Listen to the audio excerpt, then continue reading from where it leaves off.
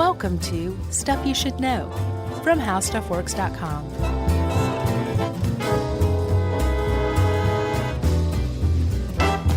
Hey, and welcome to the podcast. I'm Josh Clark, and there's Charles W. Chuck Bryant, and there's Jerry over there, and we're just here jiggling away.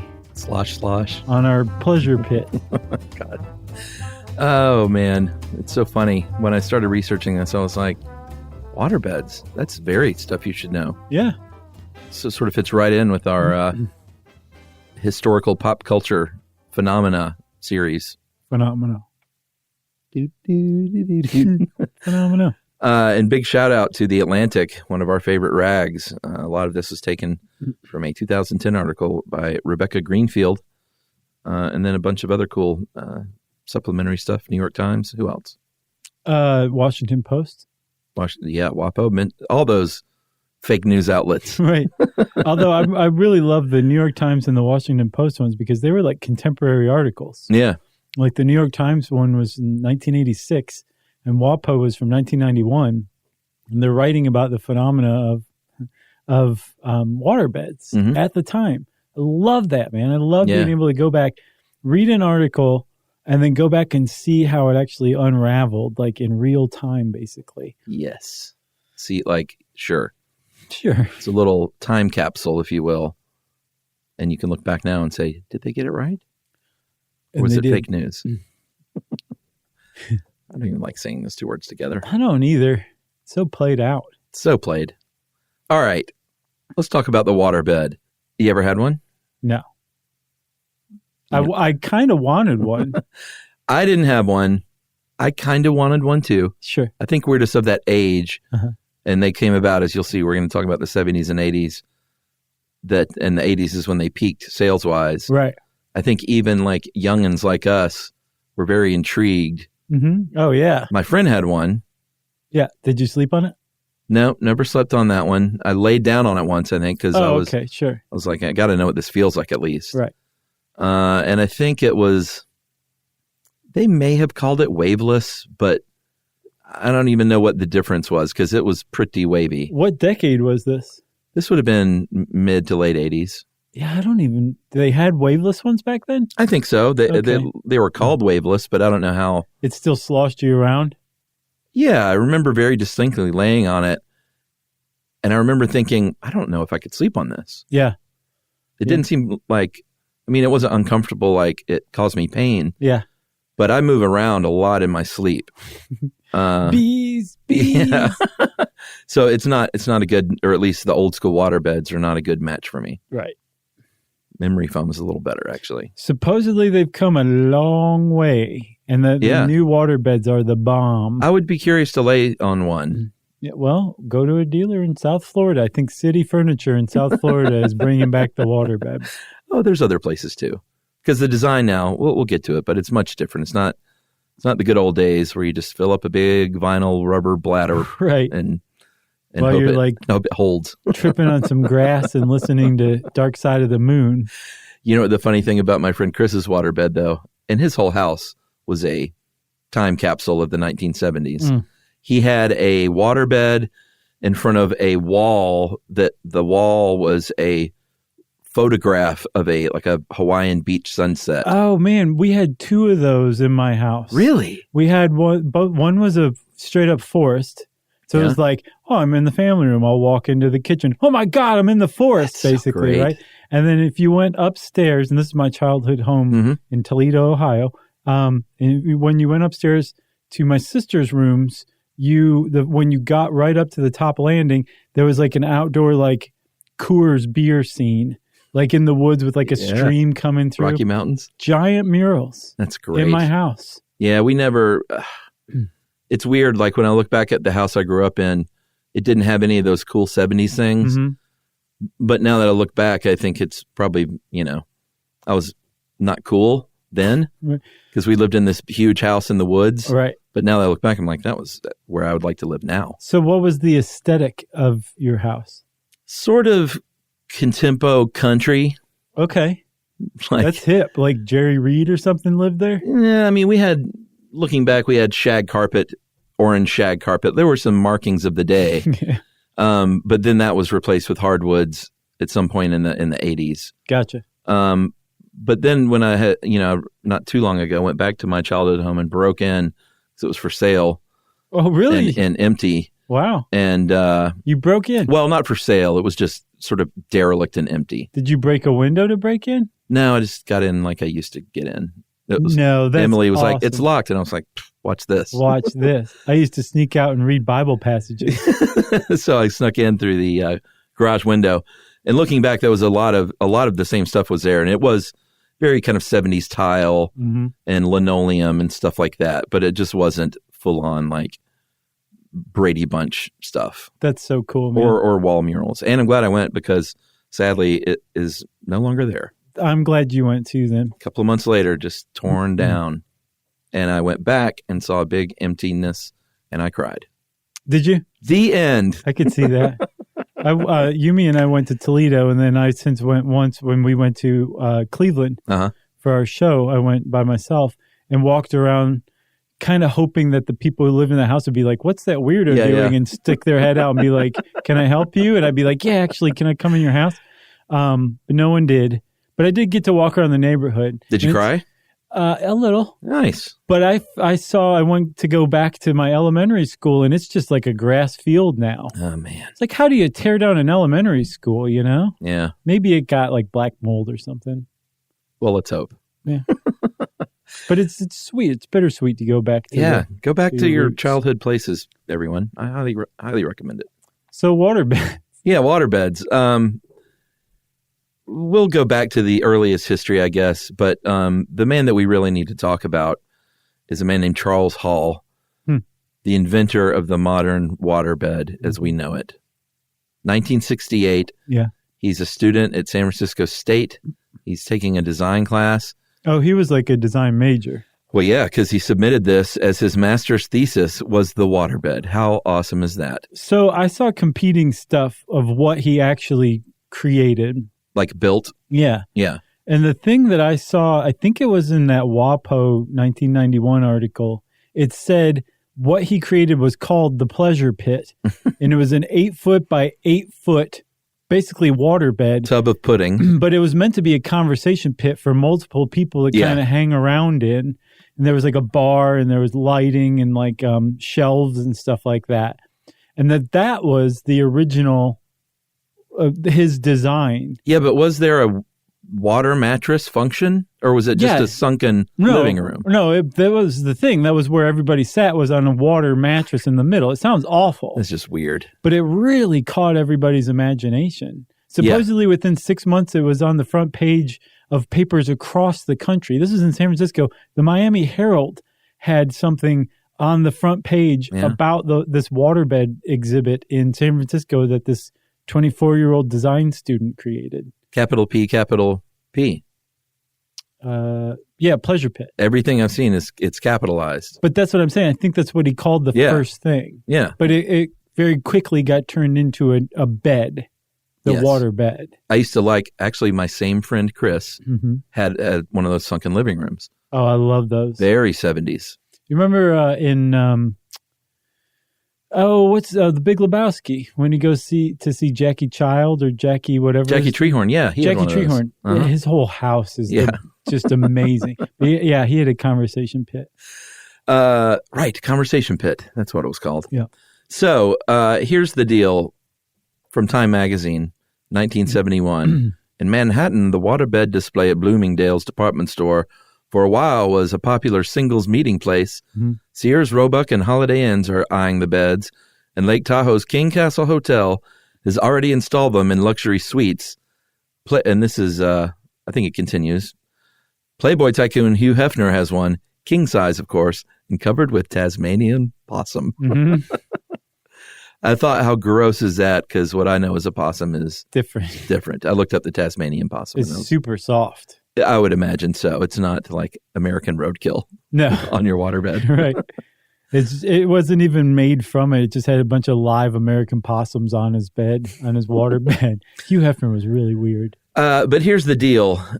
The waterbed that Charles Hall eventually would go on to create, and we'll talk about some of his earlier designs aside from the pleasure pit, He wanted to revolutionize sleeping. Yeah, he meant it very seriously. He wanted to have a pressure point free mattress that would envelop your body and give you the best night's sleep of your life.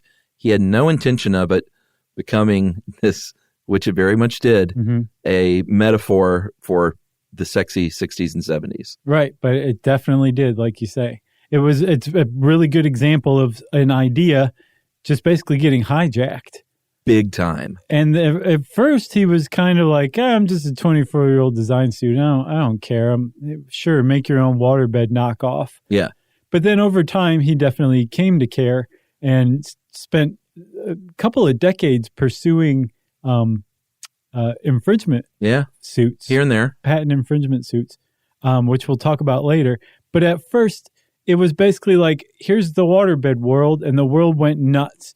And again, he meant to revolutionize sleep, but the hippies and the people who owned head shops, which is where you bought your waterbeds early on, was at the head shop, said, no, this is all about sex. And that's how it was first sold in the late 60s and early 70s. I have never had sexual intercourse on a waterbed, but it doesn't sound appealing to me. Right, because I think the Washington Post article quotes a Washington Post article from the 70s saying like a waterbed salesman said, it's very much like three people are having sex because the bed itself is like a third warm body participating in the motion or something like that. In the worst possible way. And I looked up, I was like, it's just weird. And I looked up like sex on a waterbed. Of course you did. On on a work computer. Right. The work computer is super tainted now. It's fouled. And I found like this one, I can't remember the website, but it was basically like pros and cons. And it sounds like it comes down to your preferences. You know, like what like, are you into your motions being exaggerated, you know? And I guess, Chuck's laughing because I'm like kind of making those You're thrusting motions toward me. Right. If you're into that, great. If you're not, or you, apparently it's really like, it really is pronounced. It's not something going on in the background. It's like, part of it. And part of the ride. Right. So it just depends on your preferences, I think. But I think a lot of the earliest waterbeds were bought by guys who were pretty confident they could be like, I've got a waterbed. You want to try it out? Yeah. And that would happen. It became a punchline. Like, I remember, I feel like every other sitcom or movie at some point, there was a scene where they were like, oh, he's got a waterbed. Or he would just slowly open the door to reveal the waterbed. Right. And that meant only one thing. It did. Master lover. Right. So and then the waterbed invariably, like, they couldn't make it work because one of them would get flopped off. Sure. Or somebody would make it spring a leak, and then the leak would just go everywhere. Whenever waterbeds appeared in TV and movies, like, it went badly. All right, let's take a break. I'm all hot and bothered. We'll come back and we'll talk about some of Charles Hall's early designs right after this.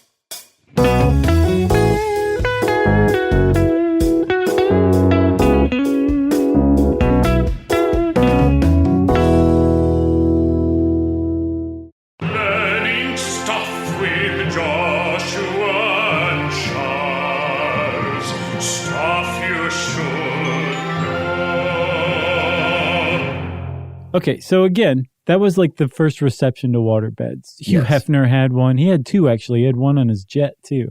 One of the Smothers Brothers bought one to, I guess, help his sex life out. Guy from Jefferson Airplane. Sure. And you bought them at head shops.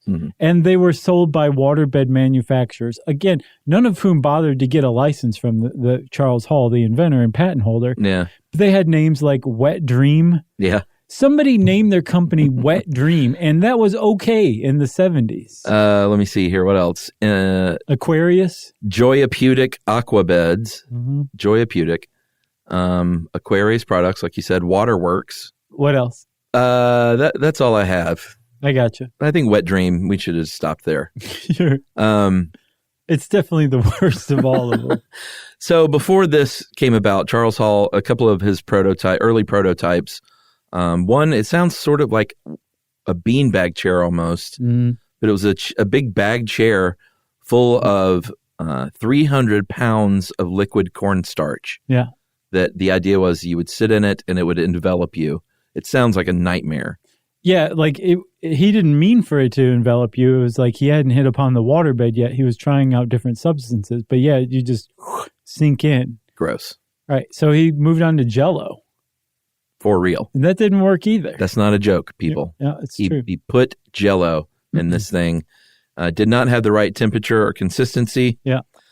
So eventually he would, thanks to vinyl really becoming a very popular thing, and being used for things other than like car parts and tires and things, right, and O-rings, vinyl became a hot item. So he filled up this vinyl bladder with water, had a temperature control device on it, and the idea there was not to have some hot bed, but to sync up to your body temperature. Right. So your muscles would relax. Yeah. He had the purest of intentions. No, he really did. And he hit upon it finally, and again in that 1968 master's thesis. Well, 1968 was part of the problem. Summer of Love. People were having sex all over the place. Sure. And there's a historian named Andrew Kirk who said that basically design in the late 60s was a free-form atmosphere. People were really getting, and if you've ever, like, I love design museums, and if you ever go to some of these, it's kind of cool to see what they were doing in the 60s. Yeah. Because it was kind of a crazy time for design. Yeah, because a lot of people were open to trying new things. Sure. I mean, up to this point, you had a mattress, and you were just thankful that it wasn't filled with hay. Right. You know, it had springs, and you liked it. That's the way it was, and you liked it. That's right. So the idea of this, something totally new, like it was two things. One, this guy was trying to revolutionize sleep, and it came at a time when people were willing to like, oh yeah, the bed's boring. Let's try something different. Right. And it just kind of came together really well. But again, it got hijacked by people who own head shops. Yeah. Well, and he was in San Francisco. It all kind of converged to work against him, ironically. But he applied for a patent, I think, in 1968. But it wasn't until 1971 that it was granted, because prior to his design being debuted, like 30 or so years prior, Robert Heinlein, the very famous and prolific science fiction writer, he had basically described waterbeds so frequently and in such detail that he was considered the intellectual property holder of waterbed designs. Yeah. The reason Heinlein even went to the trouble of, he liked to describe stuff in his books, apparently. I haven't read any of them yet. No, but very detailed descriptions, yeah. And one of the things that that always popped up was these waterbeds. And apparently in the 30s, he spent a lot of time in hospital beds. So he was just imagining how they could be improved. And he described waterbeds almost exactly like Charles Hall had described them. Yeah, he said a pump to control water level, side supports to permit one to float rather than simply lying on a not very soft water-filled mattress. Right. Thermostatic control of temperature, safety interfaces to avoid all possibility of electric shock, which was a big sort of urban legend at the time. Right. You can be electrocuted if you have vigorous sex. Yeah. Waterproof box to make it leak-proof, which was another probably legitimate con for a waterbed. For sure. Sometimes they would leak back then. And then some other things. But basically, it all came together to form such a robust, even though it was in a science fiction novel, that he had to like go to court and say, I don't know if he was looking for money or... Who, Heinlein? I'm not sure how it came out that Heinlein owned the intellectual property of it. If he came out and said, that's mine, or what. But within 3 years of Charles Hall coming out with this, he had the patent for it. And even way back in the 1800s, there were doctors who created, one guy named Dr. Neil Arnott created a hydrostatic bed. And the name of it. He covered a warm bath with a rubber cloth and sealed it with varnish. Yeah. And another doctor in 1893, Dr. Portsmouth. And these were basically to prevent bed sores, to relieve bed sores. Right. And even Heinlein's, he said, like you said, he cooked it up because he had been in hospitals a lot. Yeah. And he was like, I'm getting killed in these hard beds. Yeah, and the reason you would want some sort of water-filled bed for a hospital is because people are laying around in bed all the time. And when you have skin covering like a bony layer, you get bed ulcers, and you don't want those. No. So this was to prevent bed sores. That's why the earliest physicians were coming up with them. But so finally, by 1971, Charles Hall holds the patent. And again, he wanted to create a serious sleep product. And he founded a company called Interspace Environments. And they were selling like the real deal, legit high-end waterbeds. He even named it seriously. Right. He opened like 32 stores in California in the early 70s and had a factory. Like, he was doing it right. His did not leak. One of the things that waterbeds were very much known for is that the sheets would pop off. It didn't fit very well. Yeah. The sheets fit on his. The temperature control was great. They were like really high-end waterbeds. Made and designed by the guy who actually designed them. The problem is he didn't really pursue any patent stuff, and so there were knockoffs out of the gate, and it was the knockoffs that leaked. It was the knockoffs that had terrible temperature control, and it was the knockoffs that gave waterbeds a bad name. Because they were fully embracing the sexy advertising. That was part of it, too. All the knockoff manufacturers, and apparently he pursued some of these, but he would have spent all his time and money pursuing patent infringement if he really tried to go after everyone. And some of these didn't make a lot of money, and it was just sort of useless to even try. So it wasn't worth his time and money a lot of times. He said to a lot of people who sold waterbeds early, like early waterbed dealers, basically they were just trying to make some fast money so they could go start a pot farm in Oregon. Right. That's who was selling waterbeds in the early 70s. It also has one of the creepiest lines ever in that Atlantic article. It said something about when Charles Hall initially was selling waterbeds out of the back of his van. Right. Like, man, that's the creepiest thing ever. Yeah. Typed. Here, let me open up my van. You can lay on my waterbed in the back of my van. You about a size 8? With the stallion painted on the side. Oh, man. Speaking of 70s, I forgot about the murals on the vans. Remember when we used to do blog posts and stuff? I made like a slideshow. Oh, I remember that. Vans with art on the side. Yeah. It's still great. See those every now and then. I think it's up still. It's good stuff. You want to take a break before we get into the straightening of waterbeds? Yes. Okay.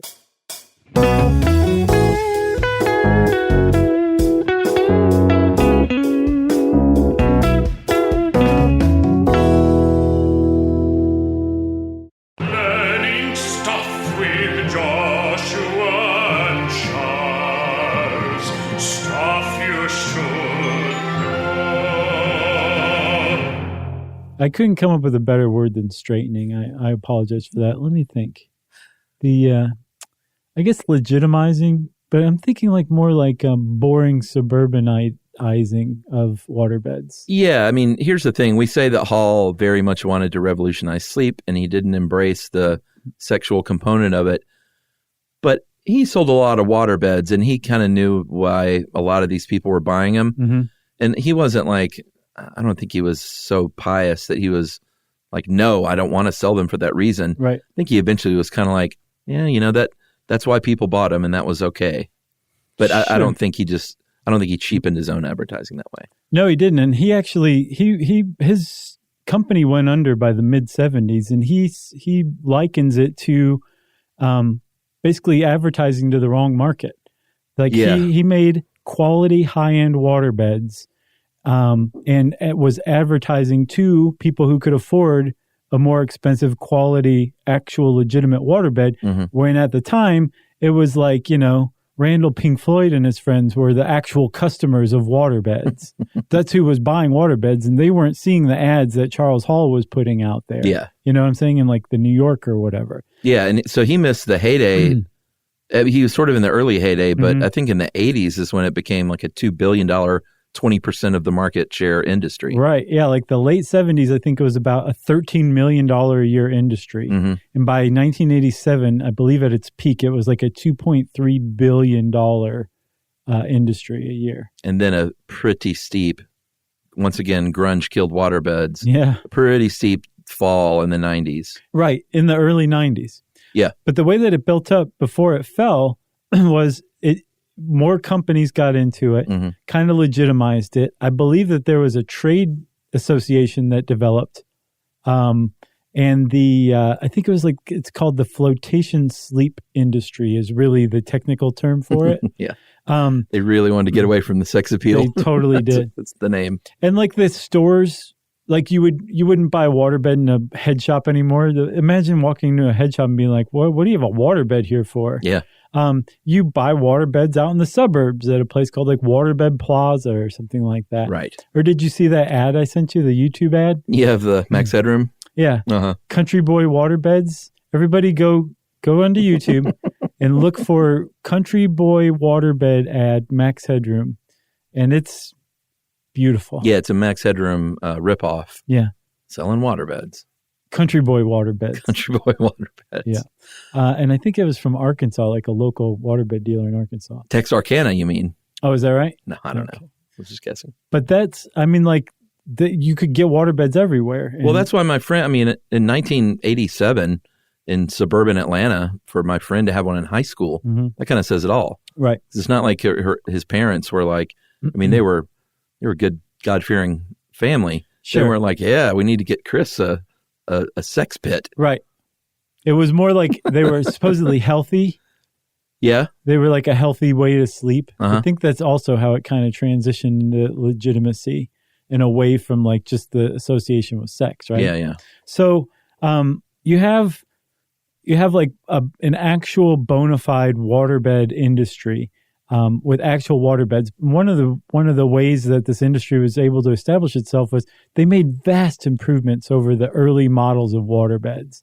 It used to be that you had just basically a big bladder, a vinyl bladder that a big sat hot water in a bottle. Big wooden box. And when you wanted to get out, you had to kind of work up to it and roll off the side and you had to get bang your knee. Yeah. You had to bang your knee on the way out. They leaked. There was a lot of problems with it. But then they started improving upon it to where the waterbed was actually this one article, I think it was a Mental Floss article that I found, said that in the 80s, if you were a kid, a waterbed was as close to a status symbol as you could possibly get. For sure. You know? Oh, yeah. It was aspirational. Yeah. There's when I say no chance my parents would have bought me one, yeah, it wouldn't have even, I knew better than to even ask. I think it's the same with me. I don't remember ever asking for one, although I really wanted one. I think it was a pipe dream, maybe. Mm-hmm. It's not I really want a waterbed. Right. It was so shut down in my mind as a possibility. Right. This is a time where we inherited mattresses from our older siblings. Right, exactly. It was so gross. It was on the side of the road, but it looks not even too many stains on it. Kind of. Wait. Kind of? Oh, did you actually get a mattress from the side of the road? No. I'm making sure you did not. No. Oh, okay. But just short of that. Okay. So waterbeds then and now, one of the knocks against them is they are very heavy. There's no way around it. If you fill up a mattress with water, even partially, you're going to have a lot of weight. Depending on the size, a couple 200-300 gallons of water can weigh between 1,500 and 2,000 pounds. Right. And so they always and still do need a lot of structural support underneath them. Right. A large, very heavy wooden platform. Supposedly, that's why New York was known as the city where the least number of waterbeds were ever sold. Oh, yeah. I can't imagine. Part of it is because, in major cities, there were, waterbed bans and leases. If you rented an apartment, you weren't allowed to have a waterbed. Yeah. It was just too heavy. It could fall I had those through in to my the leases. next floor. Yeah. People would leave them behind. It's here, you take this. You can't move them. Even when you drained the water, the thing that held the waterbed was heavy itself. The frame was super, super heavy. Yeah. It was like a bookcase that you didn't really want anymore. You just leave it behind. That's what happened to waterbeds. I didn't see, and I don't, how do you fill them up? Is it a run water garden hose? Really? Yep, that's how people did it. Wow. Yes. And then to get it out, you needed a pump. And you could buy all this stuff at your local waterbed store, but when you buy a bed or a mattress, a regular mattress, you have to go buy a pump 2 years later because you're moving, and then pump the water out of the mattress. You just move the mattress. Yeah. That was a big mark against it in the popular understanding of it. I imagine with New York too, well, the weight is enough probably to disqualify it, but just getting a water hose up a 7th floor walk up. Sure. Yeah. I'm surprised I haven't seen that movie scene. Yeah. Where they're like, have a rope tied around a water hose from the street level that they're bringing up through a window. Sounds like Buster Keaton. Or something like Super Sexy in the 70s. Who would that be? I don't know. Fritz the Cat. Okay. Al Pacino. We should do a podcast on R. Crumb. Why haven't we done that? Any day. Any day, buddy. That was like a dare. I can't remember if I saw was it a movie or a documentary on him? It was a movie that came out in the early 2000s. Right? Well, both. They did the great documentary Crumb. Mm-hmm. And I then can't remember which one I saw. American Splendor. That's what I saw. He was a character in it, but it was largely about Harvey Pekar. Yes. The great Harvey Pekar. That was a good movie. Go watch. All right. So these days, like you said, they've been brought into the modern era. Mm-hmm. There's a foam collar around the bladder. There's spandex on top. I believe there are air pockets and things in between to sort of stabilize it. Yeah, you can't get seasick on them like you used to be able to. Yeah. They don't move like that. I really want to try one of these out and just see what it feels like. I don't want one, I don't think. Mm-hmm. But I do want to see what the sensation is like. One of my friends back in high school, their parents had what he called a motionless waterbed. Mm-hmm. And now I understand what he's talking about. It's like waveless or whatever. But it just felt like laying on a feather bed. Just the most comfortable feather bed you've ever been on. Well, my friends must not have been waveless then because it moved. Yeah, and this would have been like the 90s or something like that. And I'm sure it was like a $5,000 mattress or something back then. But that seems to be like the kind that they have now. It's like you just lay on it and you're not like, oh, this is a water bed. You're just like, this is super comfortable. Right. I'm floating and weightless, but your mind's not thinking you're laying on water. Feels like down. Yeah, I couldn't have, like, aside from moving a lot when I sleep, I like to flop on the bed. Mm-hmm. Like when I lay down, I don't lay gently on it. Mm-hmm. I will kind of throw myself into bed. Yeah. And none of these things are conducive to water beds. Especially not in the 70s, but apparently now it's fine. You could do that. Well, one of the new salesmen they interviewed for this article said that he won't say the name waterbed. He says because it turns people off. He said even if they try it and they like it and then they find out it's a waterbed, he said sometimes they won't buy it because of that weird 70s association, like with porn. Yeah, or they're worried it's going to leak, or they're going to have to fill it with water. There apparently, I couldn't find any verification of this, but there was an urban legend at least that you could find aquatic worms floating in your waterbed. Oh, and they started being like, oh, well, we need to add chemicals to the water. Well, then that makes it even grosser. Right. So there's just over time, people associated a lot of negative things with waterbeds. And then the thing that really killed the waterbed was that in the 90s, by the 90s, it was clear that America was like, sure, we'll try other things besides an inner spring mattress. What do you got? And so like Tempur-Pedic came around, or Sleep Number, all these guys who made technically alternative mattresses. Right. Our beloved Casper. Sure. Yeah. Same thing. It follows in that tradition that the waterbed established. Charles Hall created that market and showed that it was a real thing. Yeah. And so by the time the 90s rolled around and like I think Tempur-Pedic was the first one, it was like all the benefits of a waterbed without the hassle of the water. Why would you want a waterbed? And that was it for waterbeds. Yeah, and minus the creeps. Yeah. Whereas just a few years before, almost 1 in 4, between 1 in 4 and 1 in 5, between a quarter and 20% of all of all mattresses were waterbeds. Wow. Sold in America. That's crazy. That's a lot, down to nothing, down to just gone. Oh man, imagine the landfills of America are filled with vinyl bladders. Yeah. Just rotting. Well, rotting 1,000 years from now, probably. Yeah, that's true. They're probably still in pretty good shape. So one more thing about Charles Hall. Well, 2 more things. One, he went on to invent the solar shower, the camping shower. Yeah. No way. Yeah. Those are great. And then 2, he has a kind of a bad name, or he did at least back in 1991, I think, in that WAPO article, where the waterbed industry, the industry association that formed, they didn't like him very much because a couple of years before his patent ran out, he'd been gone and then came back and said, all y'all owe me money for patent infringement. All y'all. And they were like, what, dude? We've built this industry, you know? Like, we thought you were cool. Kind of. Yeah. And he was like, no, I'm not. Give me some money. And he started, like, they apparently wanted to settle and it wasn't enough. But one really noteworthy thing about one of his lawsuits against, I think, a Taiwanese manufacturer, that he sold shares in the outcome.